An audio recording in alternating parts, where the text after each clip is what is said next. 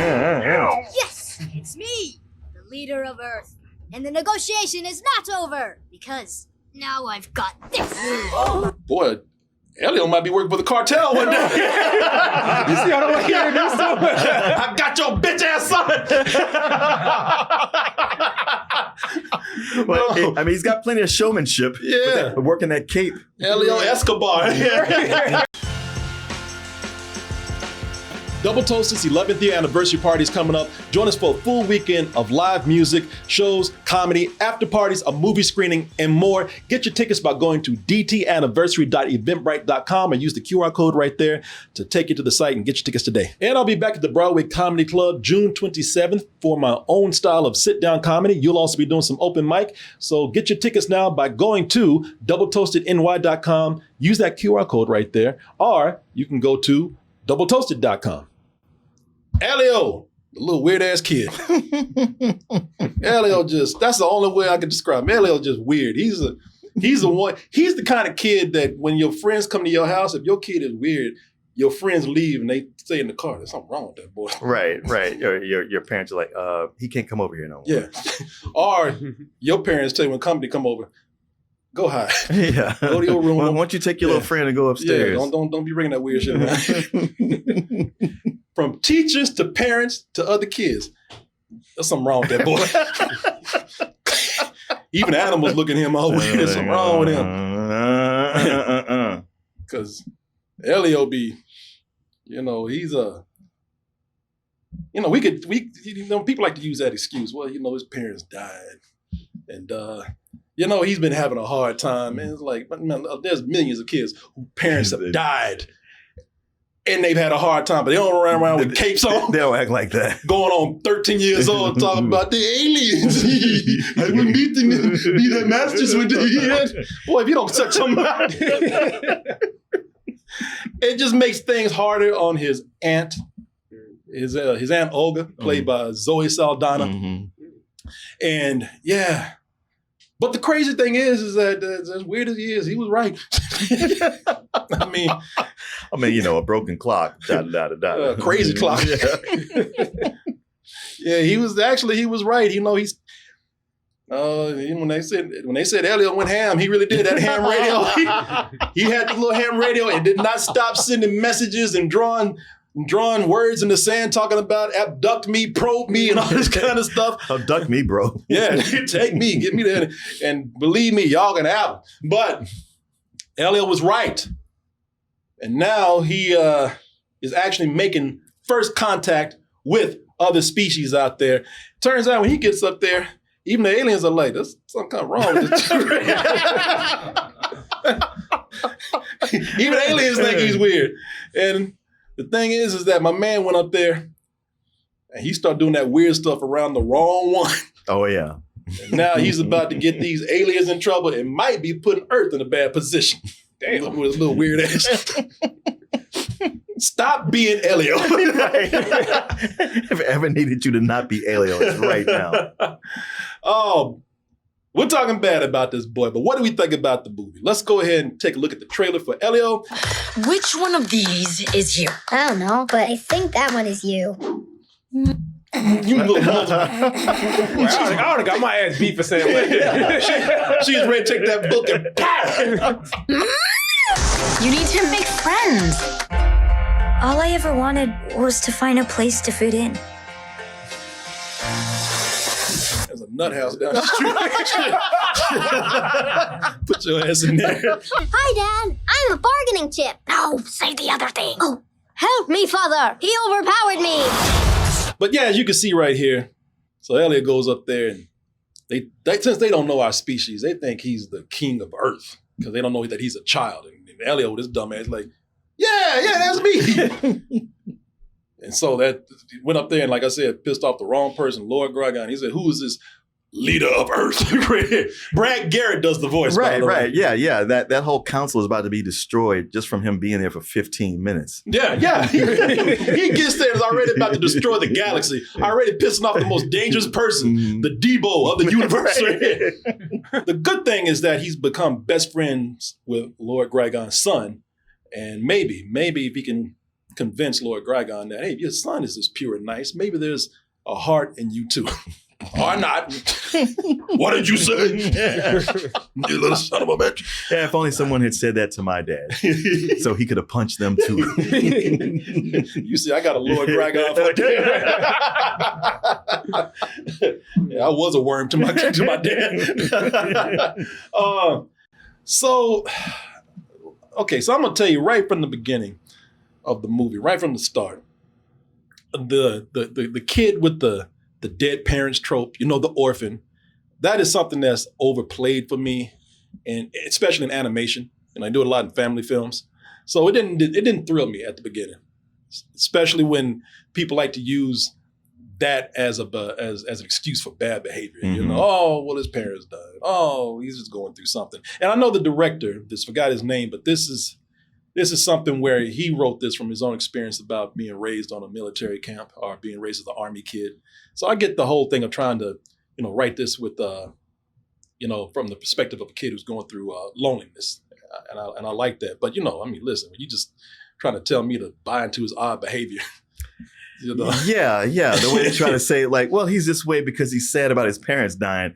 It becomes obvious very quickly. It's like, this boy had problems before his parents died. That seems to have no bearing on any of this. Look, I'm gonna tell you, I'm gonna be honest with you. I don't think his parents are dead. I think they ran off. I think they faked their death and left his ass. They escaped. Yeah. His parents are in Monaco somewhere. Adopted a good kid. In Puerto Rico. Yeah, they gone. Yeah, because Elio is odd, man. He's odd on that level. Like I said, man, this boy is, 12 years old, running around in a damn cape. He's too damn old for this. Well, yeah. I mean, he's got a friction relationship with everybody. One, his aunt who's trying her best to take care of him. Yes. Then another kid who's trying to be friends with him. He's being an asshole too. You're like, all right. That's the funny thing about Elio. It's Elio, it's not like your regular lonely kid movie where, the kid is trying to make friends and there's always that asshole bully, that's without even meeting him on the first day. Hey, new kid, come in. No, the kids are like, hey, I heard you're starting a ham radio club. Oh, we'd like to join. Get out of here. Yeah. the kid show up. He put an advertisement out for the ham radio club, and then he thinks he made contact, don't want anybody else to know. So now he's being pushy, rude, aggressive. Yeah. He's starting fights with these guys. Like, man, this is the only movie I've seen where we got to see the kid create bullies. Yeah, that was I've never seen that where you didn't have a bully and now you made a bully. Yeah, we had where you watching the bully and you're like, I can't blame you. I get it. We had a bully origin story, except we didn't follow the bullies. And there was one point where Elio was walking down the hall because they all got in trouble, and Elio started it. He started the whole thing, and the kids are walking down the hall, and they're looking at him like, fucking dude. And I'm like, yeah, get his ass. Call me when y'all go out to get him. They should have had a blanket party for his ass. I was like, yeah. Because they want to excuse his ass being imaginative. Oh, he's just an over imaginative kid. He'll come into it. But what annoys me about that is that, okay, you can be imaginative. You can be weird all you want to. Just don't be pissing people off. Right. Especially your Aunt Olga, who is trying her best, who brought you in and is trying her best to raise you and love you and nurture you. Look at me in the eye and for once, tell me the truth. Shmipa de gumipa. No. Oh, God damn it. He makes these languages. I'm not learning Elioese. Oh, is this the nephew we've heard so much about? Yeah. I don't know this kid. My nephew's at home. This little weirdo just walked to the base. That's funny as hell. Like I said, this kid's aggressive. He's a problem. He's a problem. But I'm gonna tell you something. I don't know how you feel about this, but I think what brought me around from not being completely annoyed by this character or not liking this movie or just being kind of being mediocre about this movie, I think I think I realized that the movie is acknowledging that Elio, he is probably what do you call it, man? A late bloomer, to put it nicely. He is somebody that needs to grow up a little bit, and the movie acknowledges, I think, that he needs to grow up. I think that's kind of the message of the film, that he needs to actually step up and stop being so annoying to his aunt and stop being so ungrateful. Elio, get your shit together. Yeah, exactly. please, Elio, get your shit together. Yeah, and and I think that's what I think that's the intention of the movie. I think he realizes, like, I got to meet my aunt halfway. I know I'm a kid and everything, but this is getting old right here for a lot of people. And I like the way he learns it. Because when he actually goes into space to meet this council of aliens, he's put into a position where he has to back his bullshit. Yeah. He goes in lying about being an adult. They're like, all right, so do some adult things. Look, I'm shaving. Yeah. Hey, listen. You're the king of Earth. You a grown-ass man. We got this dudes coming out here bullying us and scaring us. Hey, step up, figure it out. Yes, it's me, the leader of Earth. And the negotiation is not over, because now I've got this. Boy, Elio might be working for the cartel one day. You see all the way here, I got your bitch ass son. Well, he's got plenty of showmanship. Yeah. Working that cape. Elio Escobar. Yeah, like I said, he's pissed off the wrong one, the most dangerous guy, the angriest guy, Lord Grigon, who he's a dude that just wants you to say something to piss him off. I like that character also too, man, Lord Grigon. I like him because I like the way his character, where everybody just tiptoe around him. Everybody's careful to piss him off. Everybody's using that phrase. It's not you, it's us. Well, because he wants to join the council. Yeah, that's what's funny is that his motivation is, I want to join the council, and if you're not going to let me join, I'm going to just tear all this shit up. I'll just kill you. I'll just murder everybody. It seems like they're like, well, okay, I guess you can join, but they don't want him there. Yeah, I like when Elio actually had to step up. I like when he actually had to take responsibility. He had to take responsibility for being put in that position. He had to take responsibility for putting people in danger. And he had to take responsibility for lying, and I thought, and you could see where that changed his character. I'm gonna tell you right now, I don't think it's up there with any of Pixar's greats, but I do think it's one of those. It is one of the most original messages I've seen out there. Where you hardly ever see a movie where they take a lonely kid and they say, "Grow up, man," And I actually kind of like that with this. And there's some other things that I really admire about this movie, but I'll let you. What else did you admire? So I will tell you that I think that this does, and now this is, you could say that this is a kid's sci-fi movie. And I think it actually does some things in the sci-fi category better than some sci-fi that's meant for older people or adults or whatever. And I'll tell you why.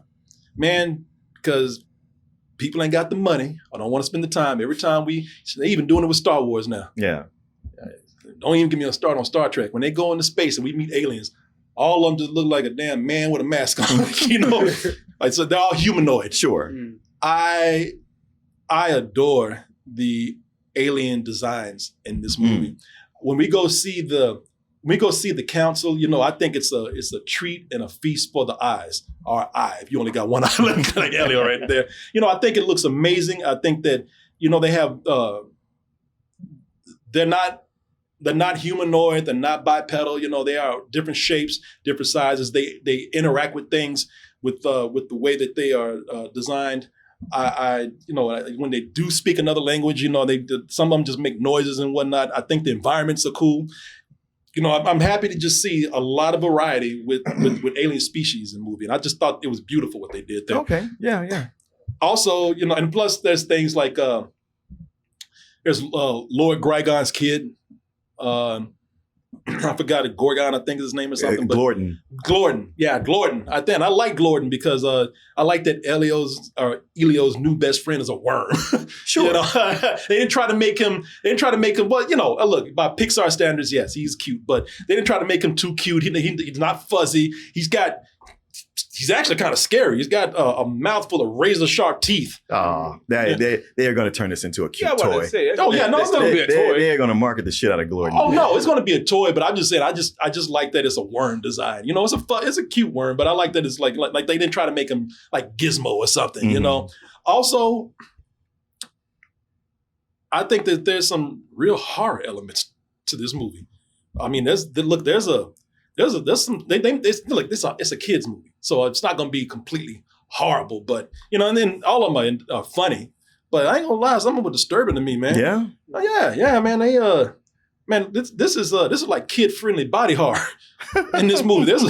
oh, I know what you're talking about. Yeah, there's I don't want to spoil it, but there's a subplot that goes on.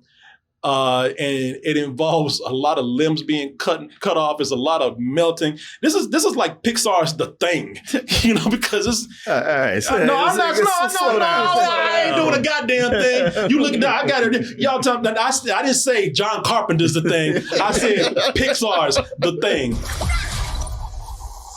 Look at that. I'm like, God damn. That's what happens when the thing tries to change you into it, right there. You know, it's like I said, it's all kid friendly, but. That's not even the one. They had one scene. It's shot dark. The body movements on this thing are monstrous, and it's a child pretty much. And I don't care what you say. It's a child when you look at it, and it looks a little disturbing. But I mean, you know, I'm not saying you kids can't see it. It was just I was just kind of like, wow, y'all went there. That's a little odd, but okay. And I appreciated that with the movie. Somebody said, well, thank you. Somebody said, I saw this yesterday. He's not lying. I like to make it look like I'm crazy. Y'all don't listen to this man. Okay, you and that one guy. He lost his goddamn mind. Y'all don't listen. He didn't even see the movie. Yeah, it's a very weird scene. I thought it was funny. It's done in the dark. I thought that scene was actually really good. I thought it was effective, but it is very weird. But I admire Pixar for taking it there. So yeah, that's why I thought it was, as far as being sci-fi for kids, I thought it was, and the whole family can enjoy it if they want to. But I thought it was actually, it was fun. Like I said, Elio, whatever. He's not my favorite character. This is not my favorite Pixar movie. I don't think I'm going to remember it as much as other Pixar movies out there. But I did like it. I did enjoy it, and I did enjoy it more as I went along, which is better than going the other way around. So yeah, it was better toward the end. Yeah, no, it's, you know, with Pixar and even like proudly announcing like we're going to only do sequels from now on. It's nice to see they want to do something, put out something original. Yeah. It's an original sort of idea, but nothing in the movie is original. It felt like rehashes from, like, you could just pick out pieces from so many of their other movies. It's not one of their greats, and I'm not even sure if it's one of their goods. And yeah, besides Elio not being a character you can really get with, it's like you bring up things about him, but then don't explore it. And then we're on to the next thing. And that's not really explored. And it just feels like it's a lot of shorthand for things they've done before. And yeah, with that council of the alien council, I was like, this is cool because you're right. They aren't humanoid, which is cool in itself. But then it just looks so much like Inside Out. This movie is just so nerfed. And I was just like, man, I wish this had some kind of heartbeat to it more than just like, well, you know, the Pixar formula, we got this here. It felt like one of their half measure movies, like The Good Dinosaur. And it really kind of, like, I know this movie has had like a troubled history passing from one set of creators to the next, and you could feel that, to where somebody had a really idea that meant something to them, but then it passed on to somebody else who wasn't as invested, but they did their own spin on it. And by the time it got to the last person, they were like, how quickly can we get this thing done? Because there's just not much to it. I just thought, like, yeah, it's cute, but so super forgettable. Yeah, what would you give it?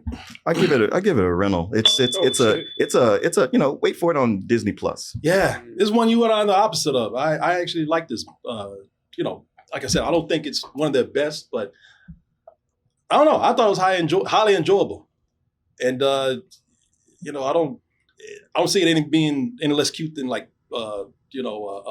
like Turning Red or anything like that. No, Turning Red, you really spend a lot of time with the characters, and it had deep messages. And this, yeah, I mean, I don't look at every movie that Pixar does for having to be have a deep message behind it. But I mean, I'm not saying you're wrong. I'm just saying I like the kind of lightness of it. I thought it was just if it was a different studio doing that, I'd be like, yeah, okay, they put it out there, they did their best. But with Pixar, they have kind of reputation of like going that extra mile, and this one doesn't. Yeah, I mean, I don't want to seem like I'm arguing with you because that's your I'm not.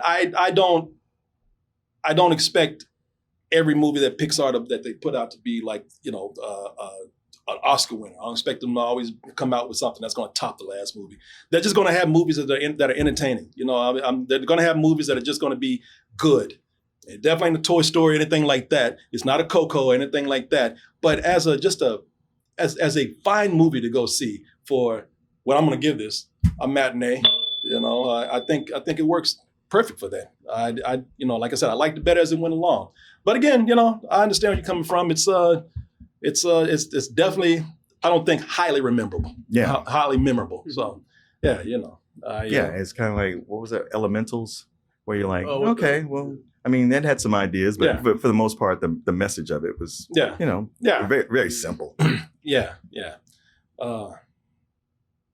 You just wouldn't you would have been one of them bullets to beat his ass. He was. You would have too. You would have before me. What the fuck? I would have just been like, I'm leaving this kid alone. Screw him.